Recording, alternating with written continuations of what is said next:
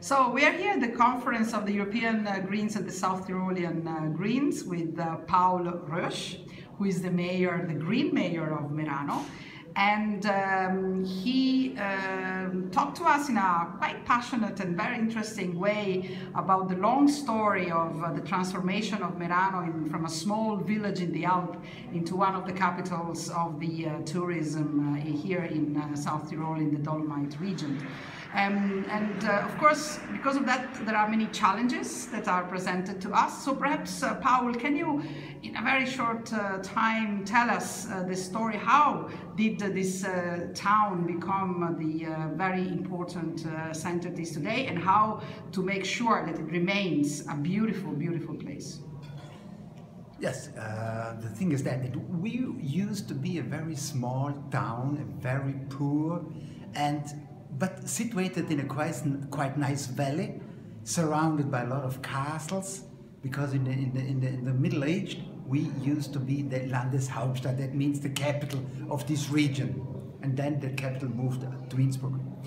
So in the Romantic times, so people came here due to the castles. It was very beautiful staying here. The landscape was fine, but just the people who lived here were very narrow-minded. They were mountaineers. Okay, so slowly, people from abroad or people from came to this place and brought their money. They brought their profession, but even they brought their ideas. So slowly, this place, this Merano, got a liberal city. That we had 5 different churches. We had the Catholic Church, the Protestant Church, the Anglican Church. We had a Russian Orthodox and Hebrew, the Jewish church.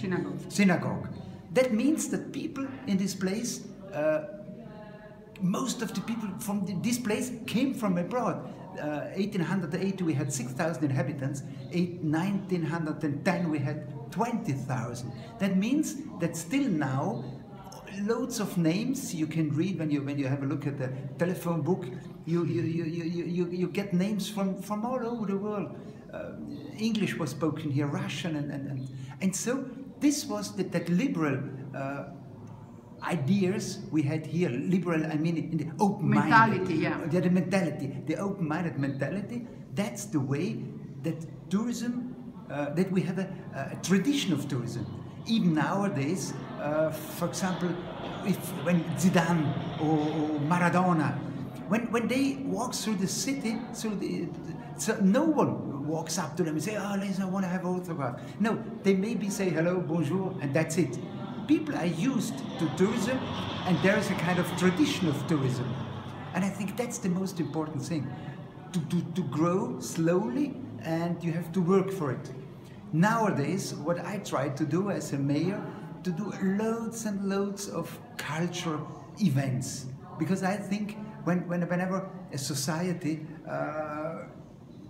has the opportunity of having loads of culture, that is a peace project. For me, culture has to do with peace.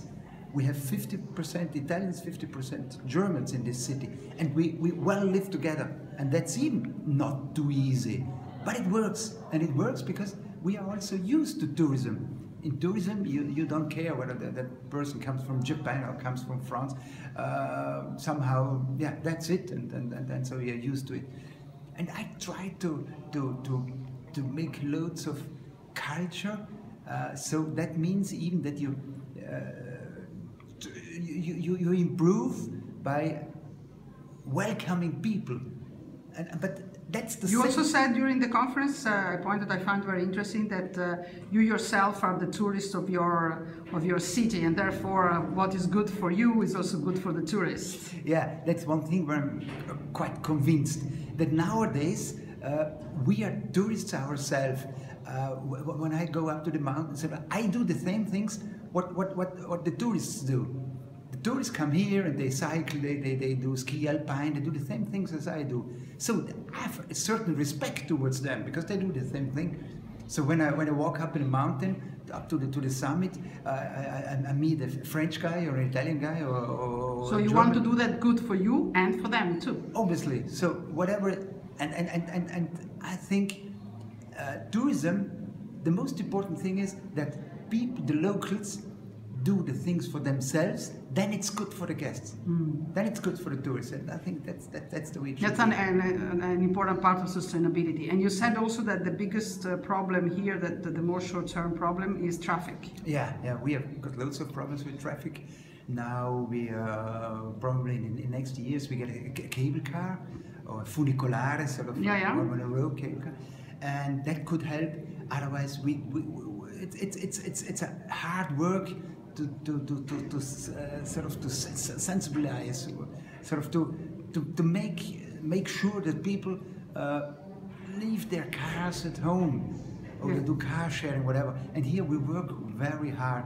There's other 3 years to go for our mandate. And in those 3 years we are going to work hard that maybe we succeed, but it's very hard. I noticed that we work hard, but we don't succeed, and that's one of the greatest challenge we have. A last message for European Greens, beside of course come to Merano. I think through culture, and it's culture, and it's culture. Culture is not going just to the theater, but culture is how we communicate now. We could shout to each other, but how you talk to each other, how the respect, that's culture. And I think that's one of the most important things. Thank you so much. Danke. Thank Grazie. you.